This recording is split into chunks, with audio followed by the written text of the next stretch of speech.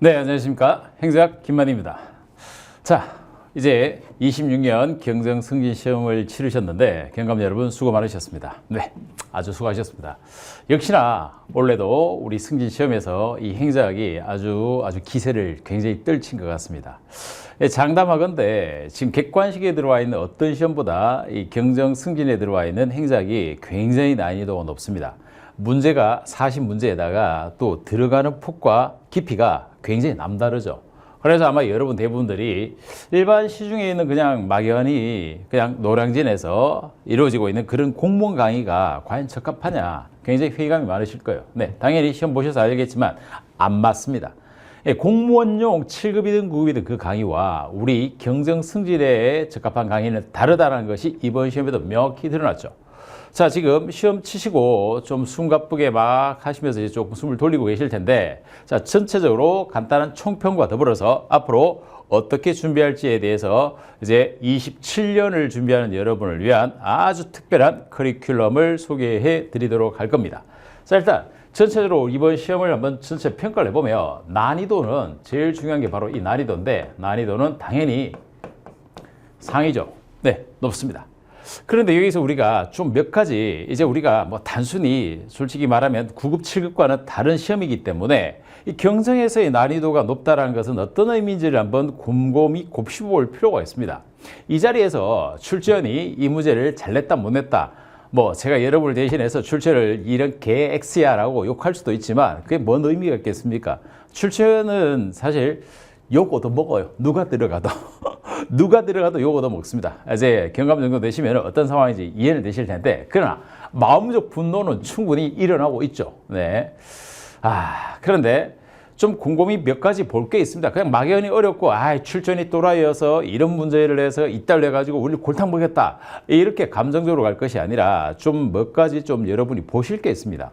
난이도가 높았다고 했을 때, 그러면 이 시험은 절대적으로 어차피 상대평가에서 누가 몇 점을 더 맞느냐의 싸움이지 절대 100점에 도달해야 되느냐 그런 부분은 아니란 거죠. 네, 해마다 난이도가 높아도 누군가는 승진합니다. 소수지만 특히 경정은 누군가는 떨어지죠. 다수가. 이 구조는 변함없는 사실이에요. 그러면 난이도가 높은 건 지금 문제를 보시면은 당연히 보시면 아시겠지만은 난이도가 높다 했지만은 그럼 정말 불가능이었느냐라는 분도 한번 생각해 볼 필요가 있습니다. 그냥 가끔씩 보면은 현장에 계신 여러분들이 열심히 공부를 하시지만은 그냥 원래 행사가 난이도 높고 원래 지랄 같은 시험이기 때문에 이게 짜증나 원래 이래. 아니요, 원래 그런 건 아닙니다. 원래 그런 거 아니에요. 이번 40문제 중에서 그렇다면 난이도가 어떠했느냐. 자, 지금 요 시험제를 쭉 한번 분석을 해 본 결과 과연 이 중에서 어려운 문제는 무엇이었고 불가능에 가까운 틀리는 문제는 무엇이었을까? 출제를 철저하게 만점 방지를 위한 설계를 한 문제였다라는 게 첫 번째입니다. 그 설계 부분인데, 그러면 봐야 될 게 35문제 정도는 요 정도는 우리가 기본적으로 수업 시간에 했었고 이거는 충분히 아니지만 맞춰줘야만 되는 학습 범위에 들어와 있는 문제입니다. 이거는 적중 영역으로 볼 수 있겠죠. 자, 그 다음에 세 문제 정도가 들어오는데 이 세 문제 정도가 예를 들어 지금 이 문제상에서 봤을 때 세 문제 정도에 있는 것들이 조금 예외적으로 예를 들어 뭐 이해충돌방지법이라든가 뭐 이러한 것들에서 들어와 있는 지엽적인 문제들, 그런 지엽적인 것들이 한 세 문제가 될 거고, 이 두 문제 정도, 이 두 문제는 그냥 아예 그냥 터치하지 마라, 찍어봐라 이런 식으로 낸 거죠. 그렇다면 지금 요 구조로 봤을 때 우리가 난이도가 높다 했을 때 이 35문제에 있는 이 영역 가지고 정말 물론 좀 버거운 문제들입니다만 물론 쉬운 문제도 있죠. 이거 가지고 정말 도저히 못하겠다 이건 아니에요. 바로 요 세 문제와 두 문제 요 영역에 있는 겁니다. 사실 이 두 문제는 국고금 보조금에 관한 법률이라든가 이런 법률에 있는 것들에 대한 아주 세부적 사항들이라든가 이런 것들은 행사를 하면서 일반적으로 보지 않습니다. 그래서 이런 것들을 맞추라고 할 필요는 없죠. 근데 여기서 하나 여러분이 주의하실 게 있습니다. 그렇다면 전혀 못 맞추는 문제냐? 꼭 그렇지도 않아요. 왜냐? 이걸 출제원은 알고 있기 때문에 설계를 어떻게 했냐면 박스형으로 설계를 한 겁니다. 그래서 몇 개. 물론 부담은 되지만 그 중에서 예를 들어 국고금 보존이라든가 지방교부세라든가 요 사항에 대해서 요 수업 시간에 요런 것들은 알고 있어야 됩니다라고 했던 강조했던 것들을 좀 제거하고 나면 상대적으로 전혀 찍는 것이 아니라 어떠하다? 예, 최소한 추론적 영역에서 행작적 추론을 토대로 해서 정답 유출을 해낼 수 있는 영역까지는 갈 수 있습니다. 그렇다면 35문제는 학습에서 맞출 것이고 요 3문제는 한 중간 영역이 있을 건데 이번 시험 전체를 봤을 때 그렇다면 정말 합격을 위한 승진 합격을 위한 행작의 지금의 적절한 수준은 어디까지? 만행작을 토대로 해서 저와 함께 공부하신 분이었다면 정상적 학습 제가 그렇게 강조하는 행작적 체계와 행작적 이해도 그냥 단순 문제 양치기하고 기출문제 풀어서 돌리고 이런 거 하는 거 아닙니다. 나중에 커리 때 한번 자세히 안내드리겠지만은 그걸 전제로 했다면은 지금 문제에 봤을 때 지금 행정이론, 과정설에 대한 것, 가치, 공공가치론, 의제 설정, 민치버그 이 문제는 제가 수업 시간에 굉장히 강조했던 거죠. 그대로 적시했고 앨리스 모형 그리고 규제에 대한 거라든가 그 외에 이 기금 문제도 마찬가지입니다. 기금도 박스형 문제지만 사실 기금도 어떻습니까? 이거 3분의 1이라는 거 굉장히 강조했었던 부분과 요 종류들, 금융성 기금들은 한번 주목해 주세요라고 제가 기본 이럴 때 아마 했던 영상들까지 있을 텐데 그런 것들 그리고 시험 타당도 이거 완전히 나온다고 했죠. 다중합리성 모형도 마찬가지입니다. 네, 이러한 것들 토대로 해서 주민자치에 대한 부분이라든가 라이트 모형이라든가 이건 정말 그대로 나올 수밖에 없었던 문제였고 당연히 적중했죠. 그렇다면 지금 시험에서 정확하게 제대로 학습을 하셨다면은 요 라인까지 정확하게 한 37문제까지는 우리가 타겟팅해서 학습해서 도달할 수 있다 이겁니다. 나머지 이 2문제에 대해서는 플러스 마이너스죠. 플러스 마이너스 한두 문제로 친다면 결국 이 정도입니다. 아마 행작을 2점수를 받게 되면 즉 37, 38개를 받고 이번 경정시험에서 전반적으로 어려웠다 치면은 합격이죠. 행작은 바로 이렇게 전략 과목화 될 수 있는 과목입니다. 자, 그러면 또 하나 난이도에 대한 부분과 더불어서 이거는 OT를 할 때 27년 강의 OT 할 때 좀 더 세부적으로 좀 더 전략적 부분을 좀 더 안내해 드릴 거예요. 그리고 또 하나 있습니다. 난이도와 더불어서 시험 문제적 성향에서 문제 경향이 어디로 가고 있느냐. 이 문제 경향이라는 것이 제가 행작 전공자로서 수업 시간에 이런 방향에서 이런 걸 알고 계셔야 됩니다. 라고 엄청난 썰을 풀어드렸을 텐데 그 방향 속에서 사실 문제들이 다 들어와 있죠. 적중하고 있습니다. 이번 출제위원이 시행령과 법령에 들어와 있는 세부적 법령 조항 문제를 빼고 나면 이론으로 볼 수 있는 것들은 우리 만행작과 더불어서 김만행작과 더불어서 했던 이 영역에서 다 들었다 이겁니다. 특히 파이널 600제라든가 기본 이론 강의라든가 이런 것들 속에서 이 이론 부분은 거의 다 들어있고 예외로 벗어나 있는 문제는 없었습니다. 학습의 방법과 학습을 어떻게 하냐의 문제라는 겁니다. 행작이 전혀 불가능한 과목은 아닌 거예요. 그리고 문제 분포로 봤을 때, 영역별로 봤을 때, 사실 원래 같은 경우는 바로 행정 통제론 부분이 한두 문제 정도 들어와도 됐을 텐데, 통제론과 전자정부에 대한 것이 빠지고, 나머지 총론, 대략 한 총론이 한 7문제, 그리고 정책 조직들이 한 7문제 분포를 가져가고, 나머지 인사 재무에 있는 문제들은 영역별로 한 3문제 있어요. 그래서 전체적 비율에 봤을 때 출제는 전혀 아무 생각 없이 막 낸 게 아니라 정확하게 냈습니다. 사실 통상적 범위 내에서 들어왔어요. 이 분포적인 영역에서 봤을 때는 통상적 범위 내에서 들어와 있었다는 것이고 행작의 순수 이론적 부분은 우리가 학습에서 충분히 했던 부분들이었기 때문에 뭐 공익에 대한 관점이라든가 그리고 각 행작 이론적 개선이라든가 공공 서비스, 공공 가치론 이건 우리 지문에서도 아예 정확하게 이거 나올 거니까 준비하세요라고 했던 것들이죠. 이러한 영역들은 다 들어와 있습니다. 그리고 정책 평가 타당성에 대한 부분이라든가 정책 설계 모형 같은 것들 다 들어있죠. 그러면 이 외에 들어와 있는 세부적인 법령적 요소에 있는 것들 요게 바로 이번 시험에서 여기 이 난이도를 높인 여기를 들었던 거죠. 그럼 이거 뺀다 하더라도 사실 행작 이론을 보면서 어떤 대학 교수도 전공을 하고 있는 대학교에 있는 전 교수들도 이런 세부적 법령에 있는 내용까지 다 들어가지는 않습니다. 이건 객관식을 위해서 출제원이 의도적으로 만든 것 뿐이에요. 그렇다면 이 부분은 원래 나왔다고 해서 또 나오냐? 그렇지 않습니다. 자, 그래서 여러분들이 기출 함정에 빠지시면 안 돼요. 기출을 많이 본다. 쓸데없는 짓입니다. 기출이 아니라 정확하게 행작 이론 그 자체에서 제로에서 알아야 될 것을 정확히 알면 여기 이 영역에 있는 요 영역에 있는 35개 영역까지는 가능하다 이겁니다. 이걸 공부하는 거예요. 이거를 여기에다가 행작적 사고적 추론을 토대로 해서 이제 여러분은 뭐 구급이라든가 순경처럼 단순 표현이 좀 그렇습니다. 단순 암기사자는 게 아닙니다. 고위 간부로서 경정으로 승진하실 분들이기 때문에 행작적 사고 속에서 체계적 지식이 되어 있는가를 측정하고 싶은 영역이 바로 이렇게 올라가는 거예요. 여기까지. 바로 이게 우리가 학습해야 될 핵심 대상 타겟입니다. 이 두 문제 제외도 됩니다. 38개. 아유, 행작에서 38개 받고 시험 떨어져. 다른 과목 문제지 행작 문제가 아닌 거예요. 되시겠습니까?